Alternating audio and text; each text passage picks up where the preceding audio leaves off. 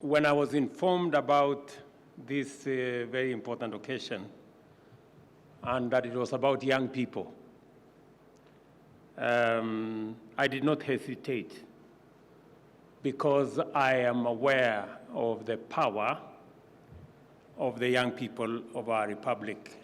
And as I have said lately, that the single biggest asset that we have as a nation is our human capital. That human capital is 75% young, and therefore the single biggest resource is our human capital represented by our young people. And that is why I am very happy this morning to join you in witnessing another milestone in digital transformation journey of the banking and financial sector. This occasion is indeed unique because what is being launched goes beyond the regular offerings of our local fintech.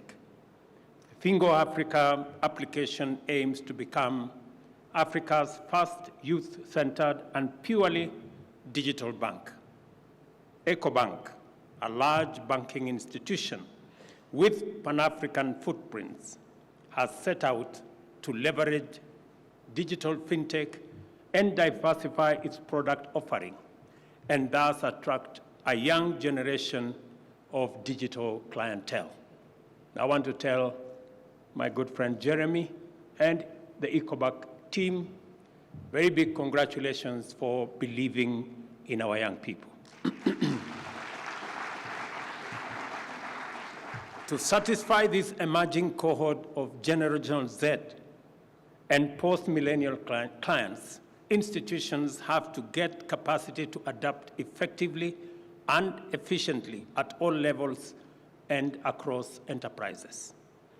This calls for boldness and resolve to embrace pioneering technologies and transformative innovations. This is why I consider this exciting collaboration between EcoBank and Fingo Africa to be a big deal. It brings together the most potent ideas in today's dynamic entrepreneurial universe: the youth, ICT, innovation, and fintech. That is one hell of a powerful collabo. And I want to congratulate Kiru, James, Ian, Gitari. Please stand up so that we can appreciate you.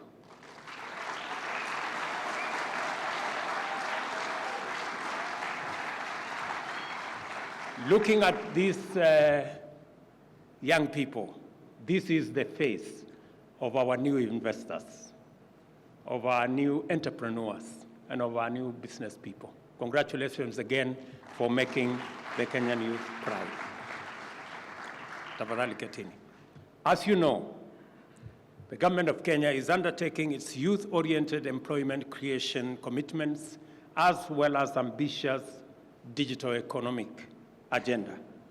Our entire bottom-up agenda for economic transformation is aimed at creating tens of millions of new jobs to absorb the many young, skilled Kenyans who graduate from our tertiary institutions every year, and to radically enhance the productivity of our labor.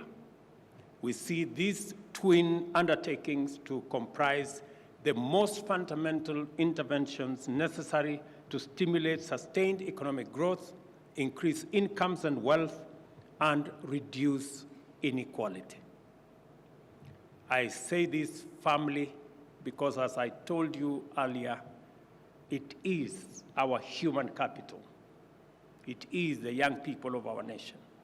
And that is why yesterday I launched a new funding mechanism for our higher education, both in our TVETs and in our universities. Because to sharpen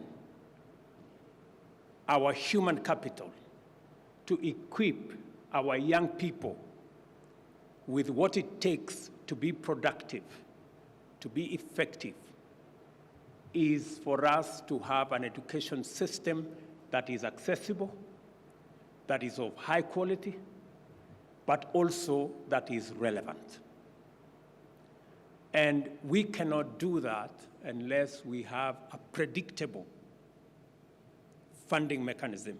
As we all know, that space around university, college, TVET education has suffered for about 15 years because of underfunding. And with it, with underfunding, we've had challenges. We've had issues with lecturers, with suppliers, and to a great extent, it has had an effect on the quality of our education. I did undertake that because I consider human capital and our young people as the biggest asset that we have as a nation, it is important for government to deploy adequate resources to make sure that our young people get relevant, quality, accessible training and education. And that is the purpose of the program and the new funding model that I launched yesterday, that is going to not only increase the amount of money available for the training and teaching and education of our young people, but it is going to be predictable and it is going to be timely. Let me thank this collaboration between EcoBank and Fingo Africa. The job creation mandate that we have falls upon every pillar of our transformation agenda, with special focus on the digital superhighway and creative economy, the MSME transformation, agriculture and agro-industrial value chains, and the affordable housing program. We have an ambitious program, the digital superhighway and creative economy agenda, aimed at developing 100,000 kilometers of fiber optic infrastructure to connect learning institutions, government institutions, health facilities, even up to every ward in the Republic of Kenya. This initiative will facilitate the creation of 25,000 free public hotspots, 1,450 digital innovation hubs, and the connection of over 40,000 learning institutions across the country. We are rolling out this digital infrastructure because, as was said ably by my good brother there, technology is going to leapfrog our continent into the future. And to be able to make it possible for millions of young people to use technology, it is necessary for us to provide the infrastructure, the digital infrastructure, access to the internet that will make it easy and possible for millions of young people to access opportunities, to do business. It is very important for Kiru and his team that there is a robust infrastructure of digital infrastructure across the country for his business to make sense. And that is why we are deploying this one pillar of the bottom-up economic transformation agenda as the digital superhighway. I have seen the ministry is running with it. The whole of government is focused on it. And as you are all aware, we did undertake that we are going to move government to the digital space. 6 months ago, we had only 320 government services available in the digital space.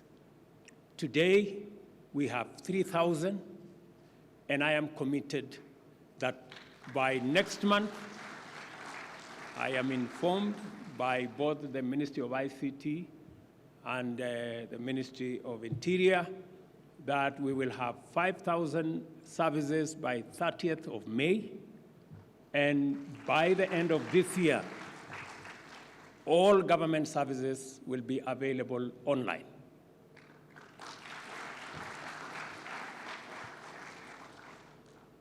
And I mean all government services, including marriage and divorce, maybe. So that government can become much more efficient, government can become much more effective, government can become much more transparent, and government can become much more accountable.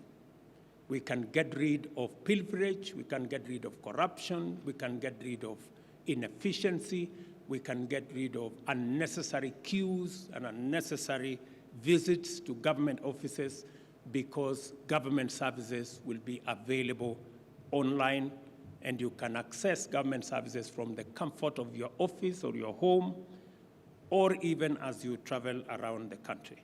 It is my commitment that that is where we want to take Kenya.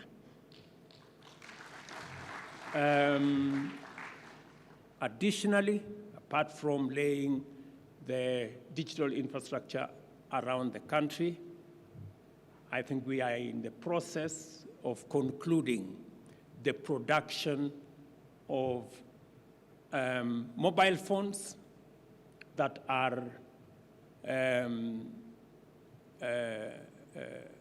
enabled, smartphones, let me just put it that way, smartphones and smart gadgets that will be produced in Kenya that are G5 enabled, so that from the comfort of your phone, using your phone, you can be able to not only transact, you can also, and we want to make it available at less than $40. We want to make it available at less than 5,000 shillings as we drive the costs down. So I have some very good news for you, Kiru. Your app will be going places.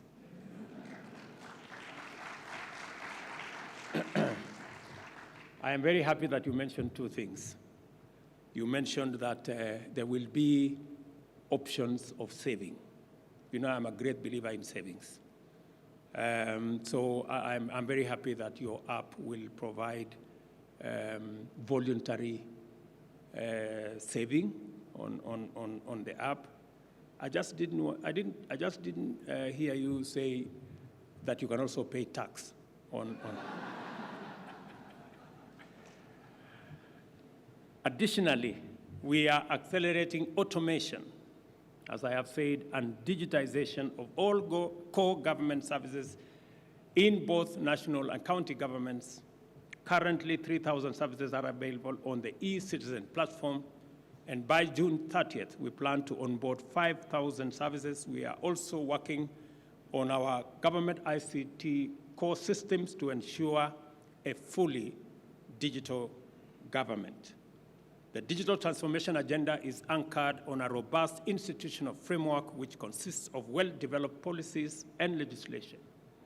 We have the National ICT Policy, the Kenya Startup Act, Data Protection Act, Digital Economy Blueprint, and the Computer Misuse and Cybercrimes Act.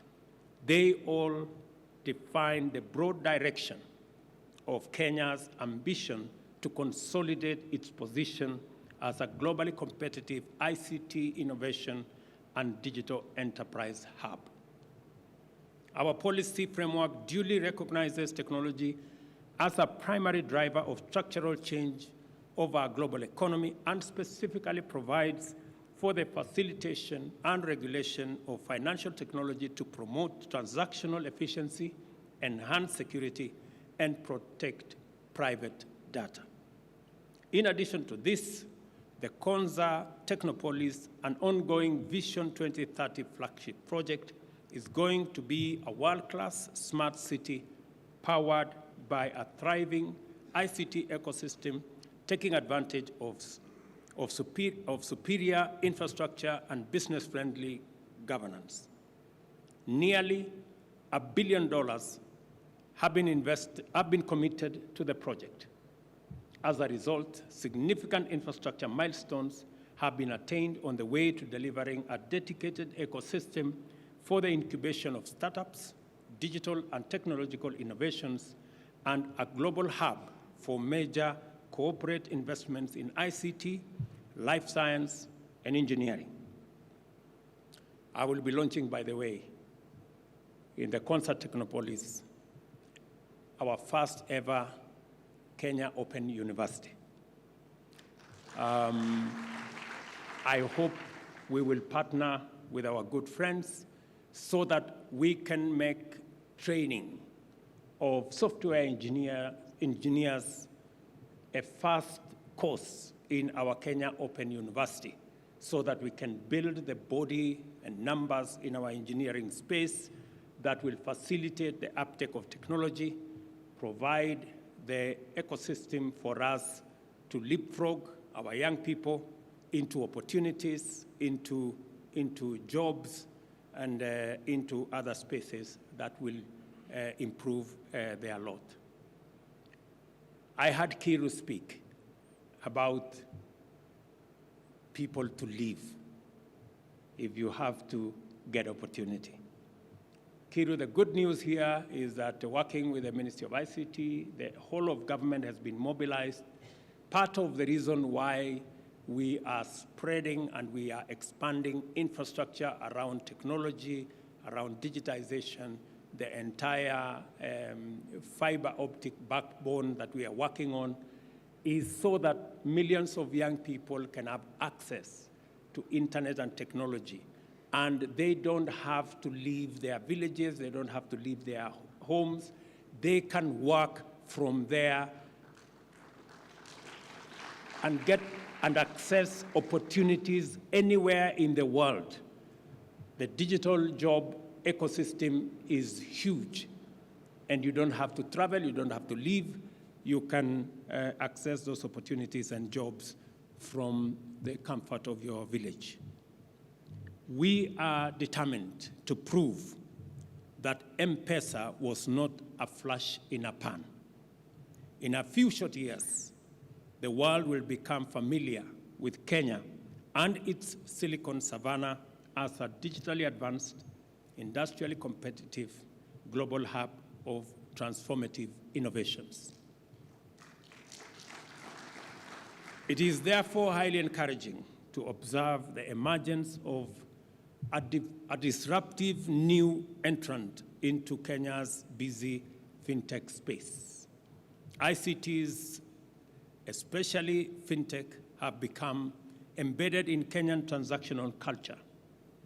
Our younger generations, who form the overwhelming majority of our population, are extremely agile in the digital universe and take the possibilities of transactional ICTs for granted. In other words, we are a ripe market for appropriate fintechs to thrive in. Although we are here to launch a digital banking application, this is also a story about our collective determination to define the future we wish to live in. The youth, the digital economy, and innovation are all terms that speak to the abundant possibilities that lie in the future and the urgent imperative to begin our quest now. And without a doubt, Fingo Africa has come to the right space, to the right place, and at the right time. I join other well-wishers in congratulating the founders of Fingo Africa on your fine accomplishment. I also welcome your entry into the Kenyan fintech market and wish you great success in exceeding the expectations of millions of young people who will be your customers. And I really, really wish you, Kiru, and your team, Ian here, and Gitari and James, and your other collaborators, my very best as you show the direction to millions of our young people, and provide the possibilities that exist in our nation by pointing the young people of our nation in the right direction. You do not have to be old, you do not have to be white, you do not have to have gray hair, you do not have to have a port, you just need to have a working, functioning mind to be able to get the possibilities of our time. Congratulations to all of you. I have come here deliberately to stand with these young people so that fellow young people in the Republic of Kenya can appreciate the possibilities that exist and can look beyond the challenges that we have and look at the possibilities that exist in our country, in our continent, and globally as well. Congratulations again as I declare Fingo Africa officially launched. And I am told it should be Fingo Africa powered by EcoBank. So let me say one more thing, and speaking to the Pan-African nature of this collaboration between Fingo and EcoBank, that Kenya will be championing, because we already are, the consolidation of the African market within the framework of the Africa Continental Free Trade Area, because in that consolidation of that market exists great opportunity for our continent. And as we do that, we must also build the ecosystem that is going to support the coming together of the African people, of the African market, so that we can begin the journey to contribute our share in African trade, in Africa entrepreneurship, and also making it possible for the millions of young people in this continent. We are the youngest continent. We are the continent of the future. As was said here, ably, by 2050, a quarter of the world's population will be living in this continent.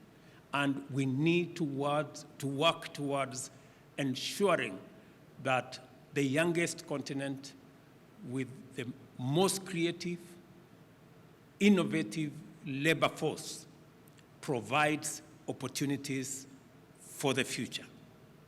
And I have told the Ministry of Finance that Kenya will lead the way in supporting enterprises, medium and small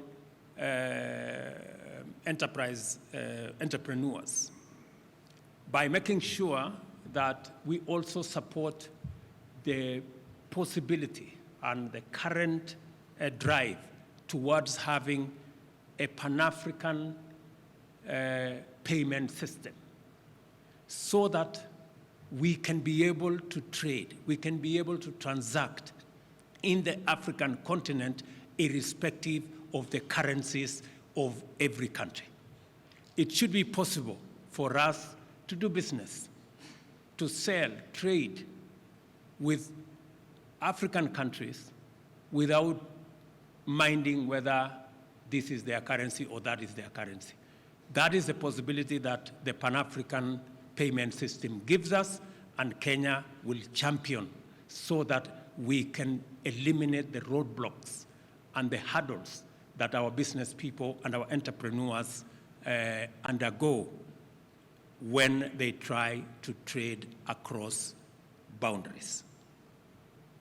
And the Ministry of Waziri, you know my take, and you know what you have to do with all the other stakeholders. So again, I want to say congratulations to all of you.